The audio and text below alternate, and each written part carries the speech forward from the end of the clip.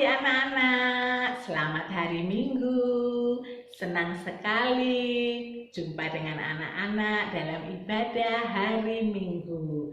Nah, dalam ibadah ini kita mau memuji Tuhan bersama dengan sukacita ya. Mana dulu senyumnya? Kita mau memuji Tuhan hari ini, harinya siapa? Tuhan. Ayo semuanya berdiri. Kita mau memuji bersama.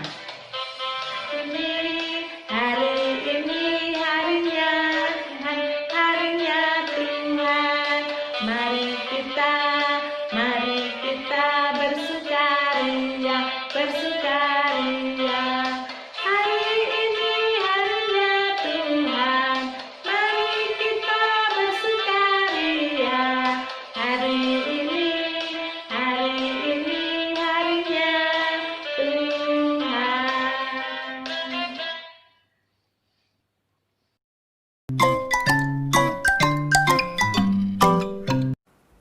Tuhan, terima kasih untuk pagi ini kami akan mulai ibadah sekolah minggu. Tuhan sertai, Tuhan pimpin kami semua dengan perjumpaan keterbatasan kami melalui video ini. Tuhan sertai kami, pimpin dari awal sampai akhirnya. Kami menyerahkan semua doa kami dalam nama Tuhan Yesus. Kami sudah berdoa dan mengucap syukur. Amin. Baik anak-anak, kita sekarang akan melanjutkan kepujian nyanyian kita dengan menyanyikan lagu Memuji Tuhan Selalu. Semua bisa ya? Memuji Tuhan selalu, mari kita puji Dia. Memuji Tuhan selalu, mari kita puji Dia. Puji, mari kita puji Dia. Puji, mari kita puji Dia. Anak-anak mengikuti ya di rumah ya. Ayo kita nyanyi sekali lagi.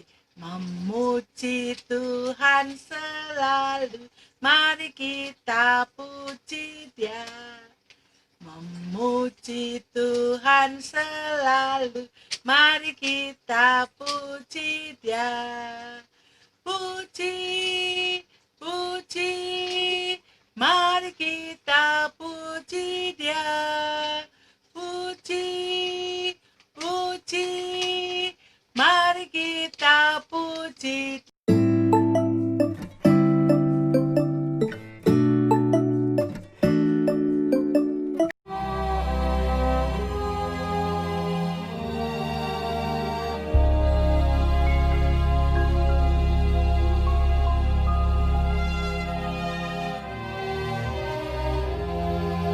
Kira-kira pada waktu itu Raja Herodes mulai bertindak dengan keras terhadap beberapa orang dari jemaat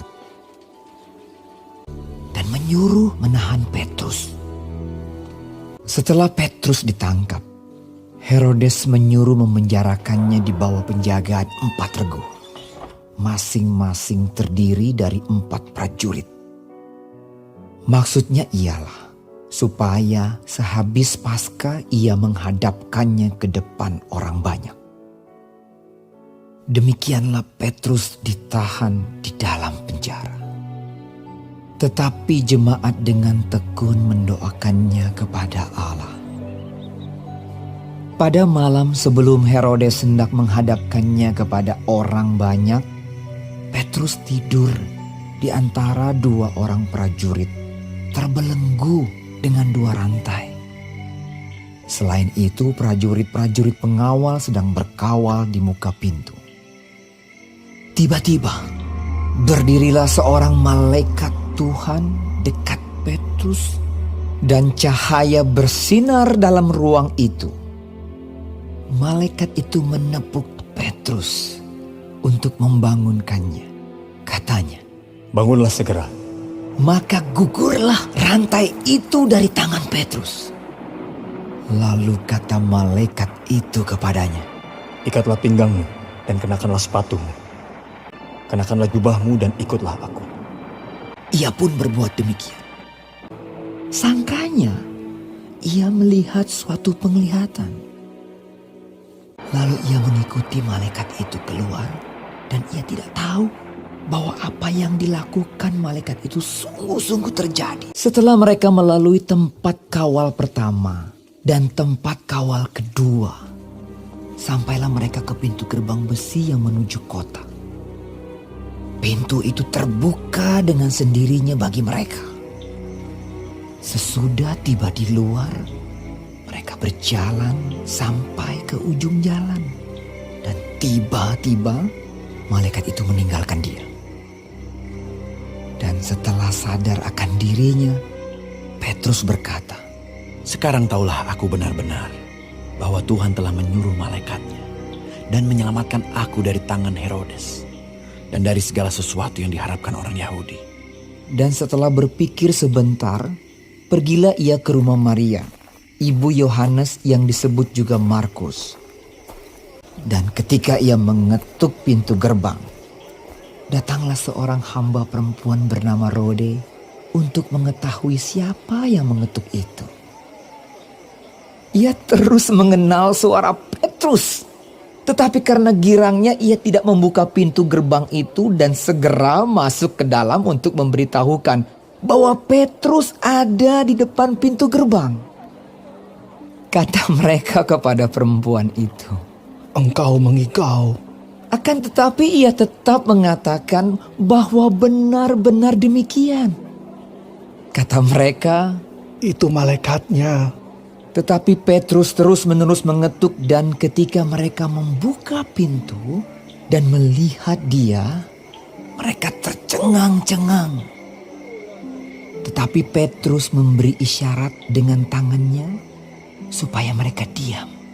Lalu ia menceritakan bagaimana Tuhan menuntunnya keluar dari penjara. Di situ banyak orang berkumpul dan berdoa. Katanya, Beritahukanlah hal ini kepada Yakobus dan saudara-saudara kita. lalu ia keluar dan pergi ke tempat lain. Kemudian ia berangkat dari Yudea ke Kaisarea dan tinggal di situ.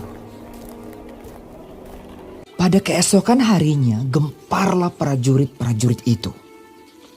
Mereka bertanya-tanya apakah yang telah terjadi dengan Petrus. Herodes menyuruh mencari Petrus, tetapi ia tidak ditemukan.